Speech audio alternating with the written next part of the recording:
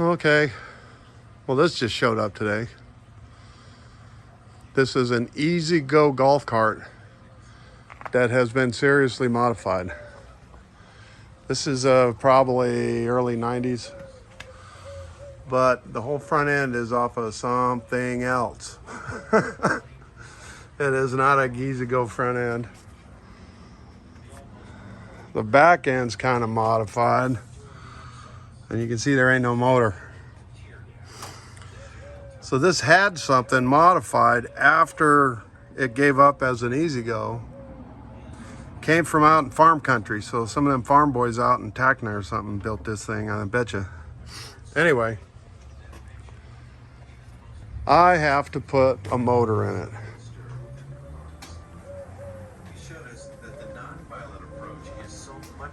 Alexa, stop. So, Alexa, stop. I listen to the radio. Anyway, what you see right here is a 7-horse generic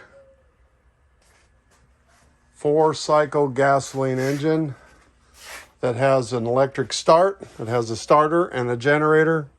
Has a 3/4 inch output shaft. And I'm gonna fabricobble that sucker into this guy out there. Today I was working on this. That's the driven half of the clutch. And inside it's got 3 fingers that are replaceable and they're worn out, and that's why the clutch is worn. It doesn't work. I'll bet they stripped it and thought they broke it permanently and pulled whatever motor they had in out of it. It looks like it was a bigger motor, like a motorcycle engine or something. I don't know. It's hard to tell. But yeah.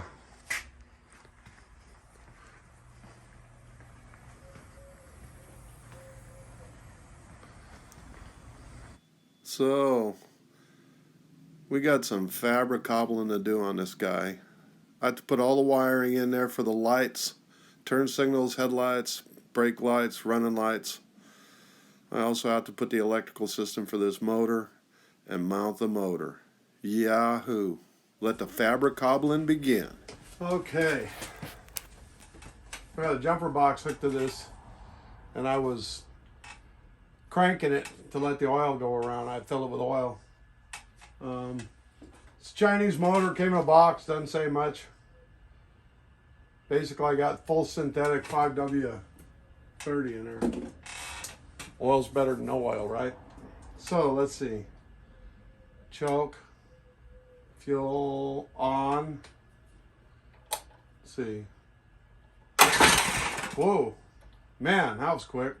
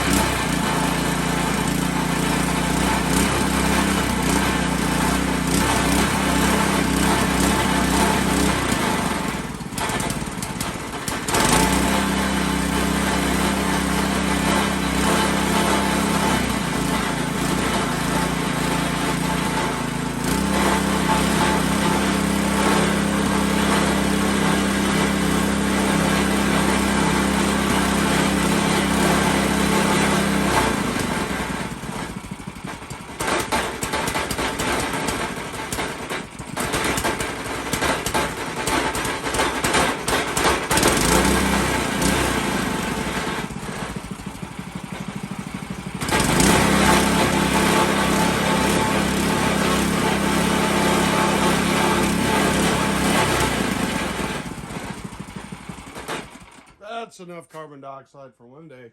It's my limit. 2 minutes worth, right? Pretty impressive though. That little motor, I put oil in it, put gas in it, hooked to a battery, hit the ignition, and it started immediately. Crazy good.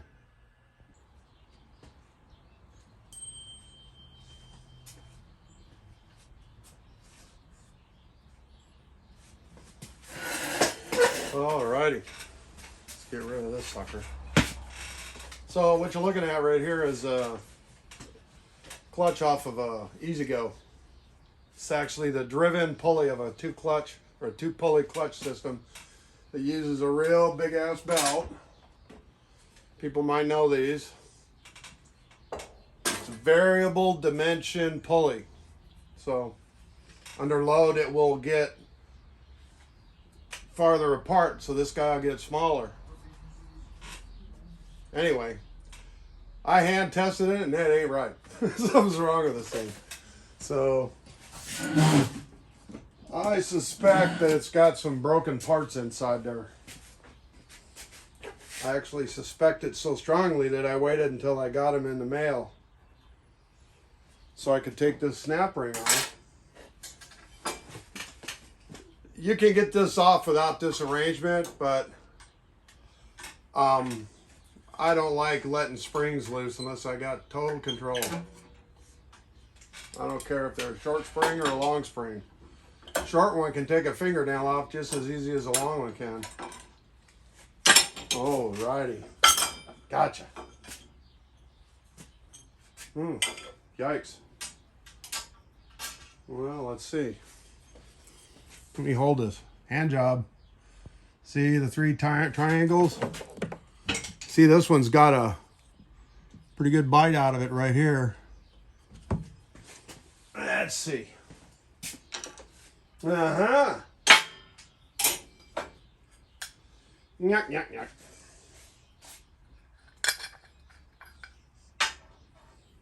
Dirt. All right, can you see it?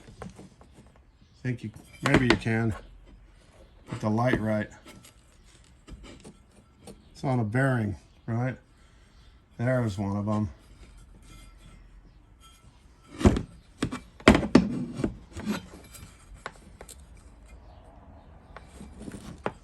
Right here. See this? It's the head of a screw, of a cap screw, you know, like a socket-headed machine screw. There's 3 of them. Oh, and then the camera falls. That's exciting. Anyway, I'll probably delete this bit.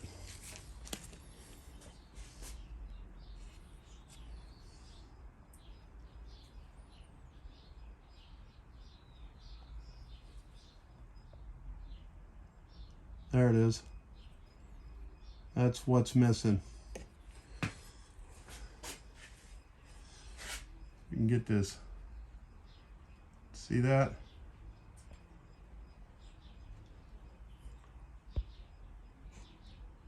Counterboard hole there. And this thing sits on top so that the wedges, they come over like this. And when it hits it, it pushes it up. It really quickly takes this guy and makes it into a nice smooth ramp. So I'm gonna put them in there. Hey guys, Kim here. Papa's Fix the Chop. So what I got here, make sure I didn't mess it up. This is a drive clutch for a EZGO. And you can see these ones, it has a pulley here for the generator. But I'm trying to adapt it to this 7 horsepower Chinese motor. And this has a tapered hole here with a bolt that holds it in there. And the motor has a 3/4 inch keyed shaft. So, found one of these to zoom this sucker in.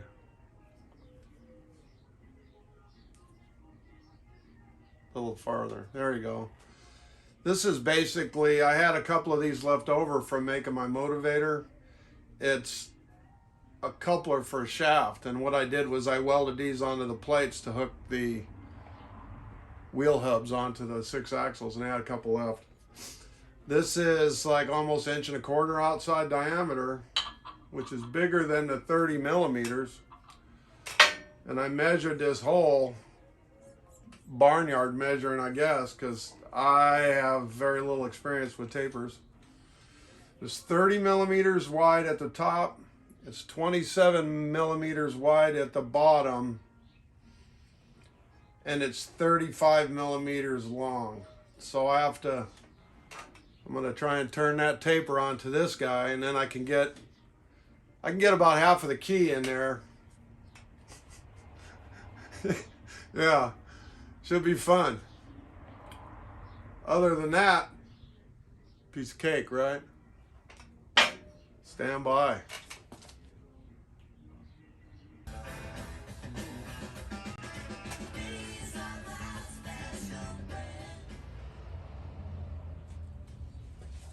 All right, so let's tuck that guy in here to see how hard it is. Just to compare it, you know, there's one of them. And it is soft as this mild steel bar I got it sitting in. So yeah, it should turn easy. So I got to turn it down to right around 30 millimeters. That'll be the widest that this taper is going to be. And I also want it as far to the back as I can get it, because the shaft is kind of long on the motor. Yahoo!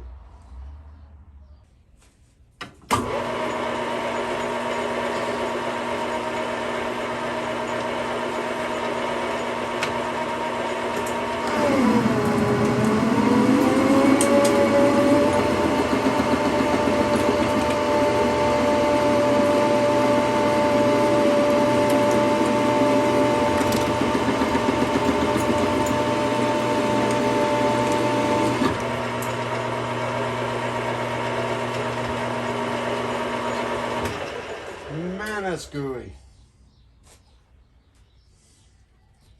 Yikes. Let's see. Got a long ways to go. Kick it up a notch. How about this?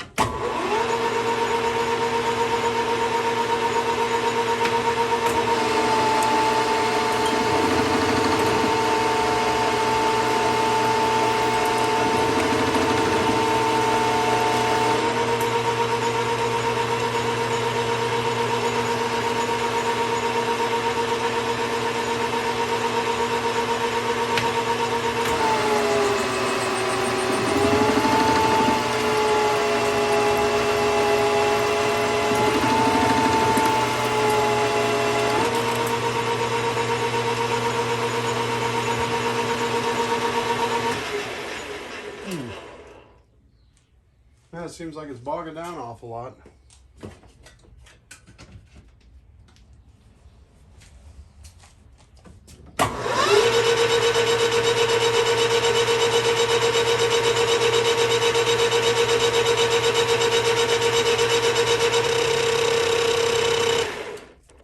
What motor's bad again? Thanks. What do you think about it, Tim? Just take a look up.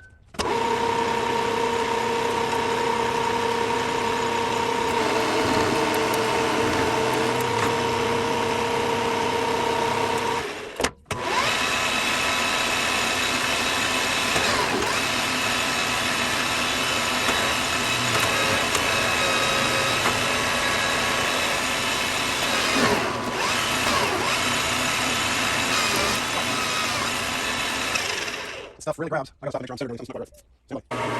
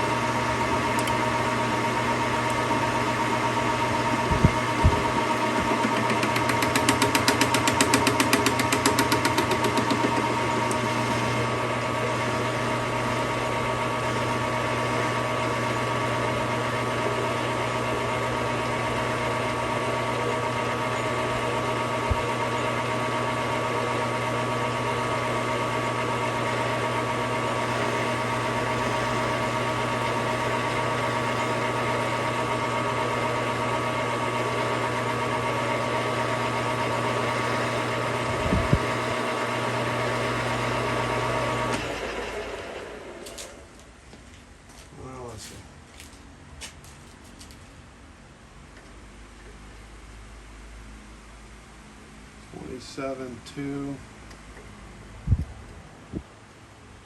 29.9. Looks pretty close. Let me see what it looks like.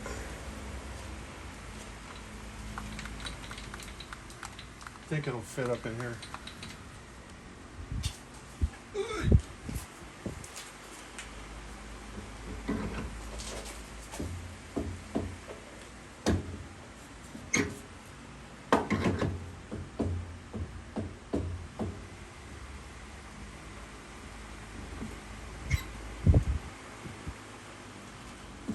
Got to be off on the taper a little bit.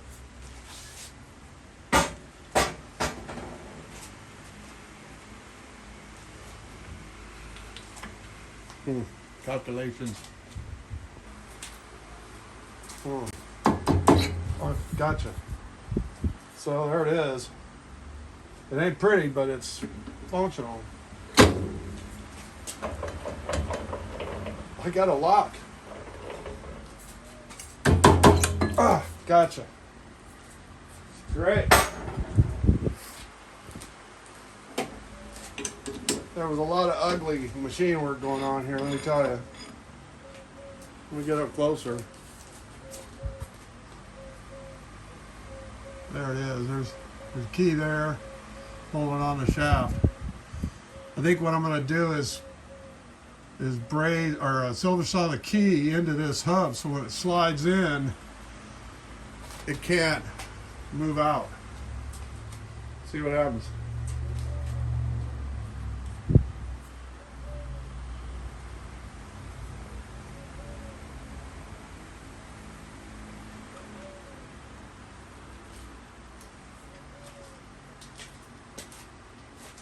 Alexa, volume 6. Okay, this is the motor mount that I put in there to hold that motor.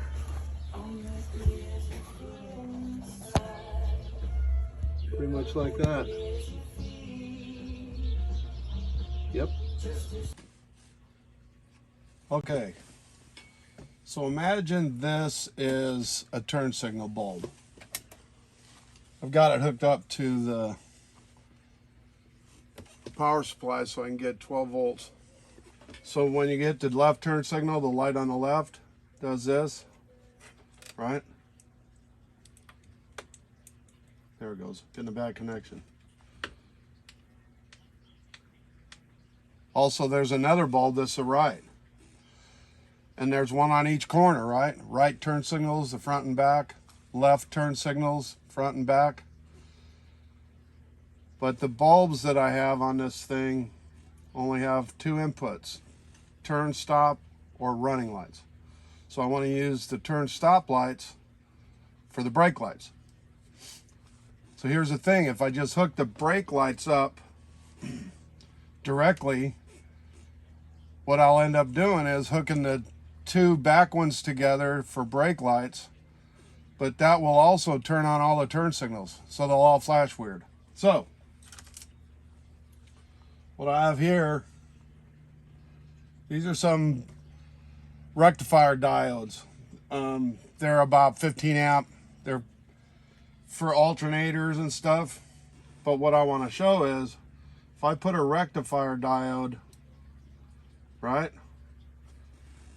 It's passing current from this down, like that. If I put it backwards from that, no connection, right? That's because for people who don't know how they work,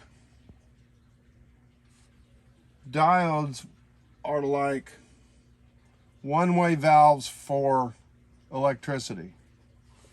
So for the current to flow from the positive side of the battery through the diode, you can see they got this one's got a red tag. Most of them don't. See? If I hook on the side, the one with the red tag, that's the direction that it'll flow. So using 4 diodes, I can make the turn signals work and the brake lights work. So I'll show that next. Okay, here's the mock-up. So in this guy, these